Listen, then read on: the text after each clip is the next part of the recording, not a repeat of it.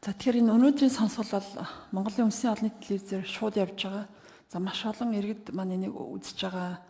За Хөгжлийн банкны энэ зээл төлөлт за Монгол улсад учруулсан охирлыг барагдуулах, за шударга усны зарчмыг хэрэгжүүлэхэд өнөөдөр нийтийн сонсголоос чухал үр гүйцэтгэж байгаа. За тэгэхээр энэ зээлийн олгосон анхны шийдвэр бол иргэн хүний нүдээр за хинэж нүдээр харсан үнэхээр шударга ус байгаа юм.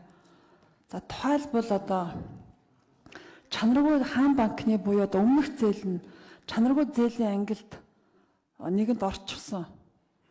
За тэгээ мөн одоо Хөгжлийн банкны эрсдлийн удирдлагын газраас санхүүжилтийг олох нь эрсдэл өндөртэй гэсэн дүгнэлт хөрвүүлсэн. За мөн одоо хаан банкнаас авсан өмнөх зээлийн хүүгээ 2013 оны 10 сараас хойш төлөөгүй байхад за мөн одоо тэзүүг ирүүлээгүй байхад 2014 онд энэ зээл олгожээ. За гэтэл одоо жирийн нэг иргэн цалингийн зээл байна уу, орон сууцны зээл байна уу?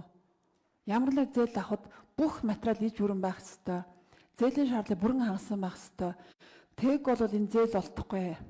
За гэтэл ийм одоо асар өндөр эрсдэлтэй өмнөх зээлээ төлөөгүй энэ нөхцөлд Хөгжлийн банкны удирдлагаас энэ зээл олох шийдвэр гаргуулсан нь хэн нэгэн одоо төрд нөлөө бүхий итгээд хэн нэгэн албан тушаалтан нөлөөсөн байх үндсэлтэй гэдэг нь харагдаж байна. Энэ тал дээр энэ зээлийн газрын удирдлагууд тодорхой мэдээлэл өгмөр байна. Олон нийт бол үүнийг хүсэн хүлээж байна.